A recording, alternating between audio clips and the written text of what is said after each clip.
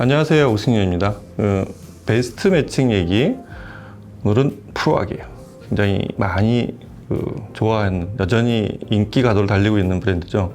프로악의 D20R은 어떻게 들어야 되고 어떤 제품들하고 어울리는지 같이 살펴보도록 하겠습니다.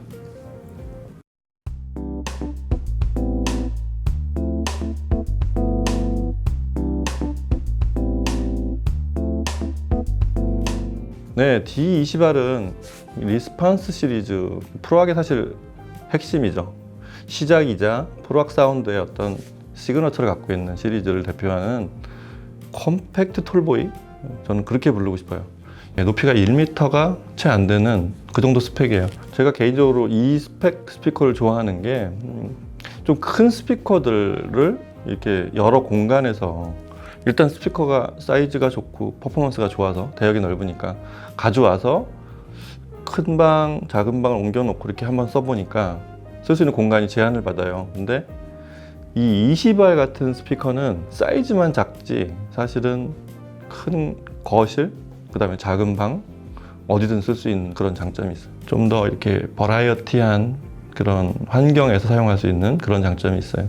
여하튼 리스판 시리즈의 시작부터 쭉 온 프로악의 정신이었고, 원래 항상 탑 라인에 있었는데 최근에 K 라인이 생기면서 그 케블러가 들어간, 그러면서 한 단계 내려왔죠. 자기는 이제 클래식의 자리고 이거보다 한 단계 발전한 K 시리즈를 위로 밀어 올리는 그런 큰 공을 한 그런 시리즈로 남아 있습니다.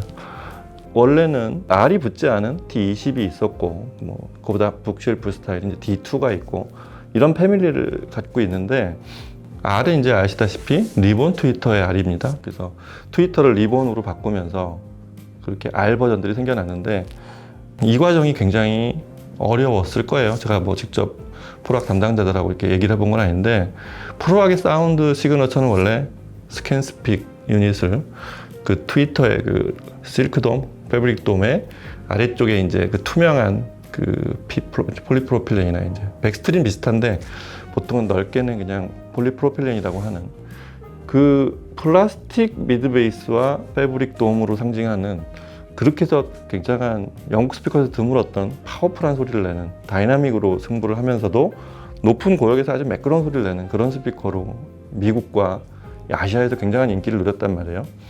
근데 그거를 리본 트위터로 바꾸는 그런 과정은 쉽지 않았을 거예요. 웬만하면 손대고 싶지 않았을 텐데, 이게 워낙에 한 20년, 30년을 같은 고도로 쭉 오다 보니까 그 다음을 만들려다 보니까 이제 한 단계 발전하려고 과감하게 리본 트위터를 도입을 한 건데, 원래 사운드를 그렇게 흐트리지 않았다는 게 놀랍죠.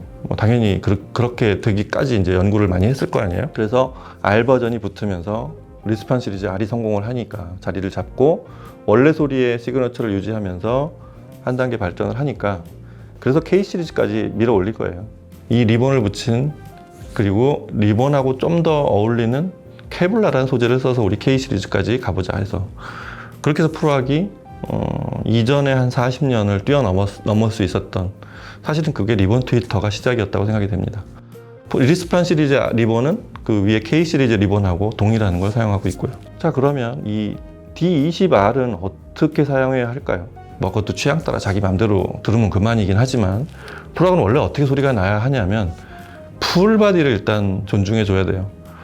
그 아주 꽉 찬 바디, 그래서 이 바디 자체를 나무를, 그 물이 안 들어오는 보트용 나무를 쓰잖아요. 그런 나무 재질을 써서 한 번도 그걸 재질을 다른 재질로 바꾼 적이 없어요. 그렇게 해서 딱 육면체로 각진 채로 안에서 공진을 소멸시키고, 그 심리스라고 해서 나무로 만들다 보니 내귀퉁이에 그 틈새가 있잖아요. 접합 부분. 거기를 그 작업하고 남은 그 비추맨이라는 거, 끈적끈적한 거 있잖아요. 그거를 발라서 플라스틱으로 하거나 본딩을 할 수도 있을 텐데, 그런 실링 효과가 제일 탁월하다는 비추맨이라는 걸 발라서 완전히 안을 밀봉시켜서, 그래서 아래쪽으로 다운 파이어링을 하게 하는, 이게 프로악의 방식이에요. 그래서 안에 굉장한 압력을 주고 다이나믹을 살려서 듣고, 그 다음에 높은 대역에서 이제 새로 생겨난 리본 트위터의 그런 아주 퍼포먼스가 뛰어난 그 질감과 음색과 미세한 세부 묘사까지를 가능하게 하는 그런 리본 트위터와 아래쪽 대역의 다이나믹, 이걸로 승부를 내는 게 바로 프로악의 어떤 스피커를 구사하는 방식이에요. D20R은 그리고 사이즈가 작다고 저기 할 게 아니고 사이즈만 작은 스피커라고 표현하는 게 맞는 게 아래 대역이 40Hz 미만까지 들어갑니다. 30Hz 밑으로 내려가요. 28Hz부터 시작합니다. 그래서 높은 대역이 35kHz. 우리가 말하는 흔한 거의 세미 풀 레인지를 내는 그런 톨보이죠. 어떤 앰프들과 조합을 하는 게 맞는 걸까요? 이제 그게 제일 큰 관심사죠. 이 코너의 핵심이자 첫 번째 두 가지 방식이 있어요. 제가 말씀드린 대로 풀 바디를 내는 전통 방식. 리스판 시리즈가 처음에 시작을 했을 때 제일 항상 어디 시연에 나가고 항상 많이 썼던 거의 제작 같은 앰프가 원래 오디오 리서치였어요. 그게 이제 진공관 앰프의 5국관을 대표하는 가장 파워풀한 앰프였기 때문에 그렇고, 지금은 이제 세대가 좀 한 세대 이상 바뀌었죠. 그래서 소리샵 제품 내에서 보면 이 소리를 진공관이 아니더라도 이 소리에 가장 근접한 앰프가 있어요. 그게 바로 NAD의 C658과 298 조합입니다. 이 조합으로 D20R을 저는 굉장히 자주 그리고 굉장히 만족스럽게 들어봤던 기억이 있어서 지금도 자주 이렇게 마주칠 일이 있습니다만, 프로악 D20R을 사실 이거보다 더 좋게 소리 내려면 얘네보다 가격이 한 2배가 아니라 3배 이상을 들여야 비로소 이 조합을 성능을 뛰어넘는 그런 소리가 나오지 않을까 싶을 정도로 풀 바디를 내주는데 부족함이 없어요. 그리고 이렇게 막 첨예하고 이런 소리 스타일은 아니죠. 658, 298은 고전적인 NAD에 살짝 질감이 있고 도톰한 그런 소리를 내는 앰프거든요. 그게 미드 베이스에 그 포만감을 주는데 굉장히 잘 맞아요. 마치 프로악이 이 스피커를 위해서 만든 앰프가 아닐까 싶을 정도로.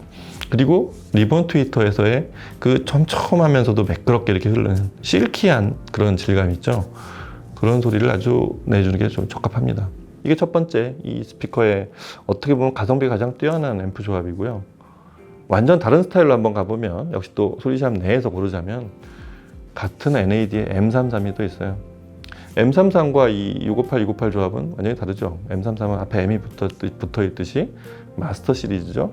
퓨리파이의 아이겐탁트 D 클래스 증폭 모듈을 쓴, 그래서 NAD의 그 이전의 모든 조류를 바꿔놓은, 그리고 NAD 그 이전에 어떤 제품보다 많이 팔린 그런 신기원을 이룩한 플래그십 인티 앰프잖아요. 얘는 그 658, 298은 클래식한 NAD 소리를 낸다고 하면 이게 조금 완전히 다르죠. M33은 하이 스피드에 굉장히 첨예하고 아주 세분 묘사가 뛰어난 이런 소리를 들려주는 걸로 그렇게 명성이 높잖아요. 이 M33으로 D20R을 드라이브하면 658, 298보다 좀 더 반경이 넓어집니다. 그리고 스타일이 완전히 달라서 굉장히 아주 세부 묘사들이 잘 드러나요. 뭐 M33을 많이 사용해 보신 분들은 아실 거예요. 그래서 저역의 해상도가 생깁니다. 658, 298이 두툼함과 어떤 매시브함으로 듣는 재미였다면 M33은 저역을 아주 외곽을 딱 도려내듯이 해서 그 저역 악기들이 이렇게 딱 눈앞에 보이듯이 보이는 재미, 이런 재미가 있고요. 높은 대역은 세부 묘사가 되게 뛰어난, 그리고 반응이 빠른 장점을 살려서 원래 음원에 있는 그 정보가 굉장히 잘 드러나는 그런 장점이 좀 있어요. 이 둘 다 NAD 제품인데 같은 영국제, 지금 이제 런던에서 이제 본거지를 캐나다로 옮겼지만 오래전에 원래 영국 스타일 앰프와 시작을 했던 그런 스타일이 NAD는 잘 남아 있어서 지금 같은 D 클래스 증폭, AB 클래스 증폭 어느 쪽도 D20R하고 잘 어울리게 사용할 수 있다는 거, 그게 D20R을 사용하는 대표적인 두 제품으로 제가 추천하고 싶습니다. 자, 오늘은 그래서 프로악의 원래 핵심이었던 리스판 시리즈의 시그너처를 간직하고 있는 대표 제품인 D20R, 이 제품을 살펴보면서 어떻게 어떤 앰프로 듣는 게 좋은지 같이 얘기를 나눠봤습니다. 다음 시간에 또 뵐게요. 감사합니다.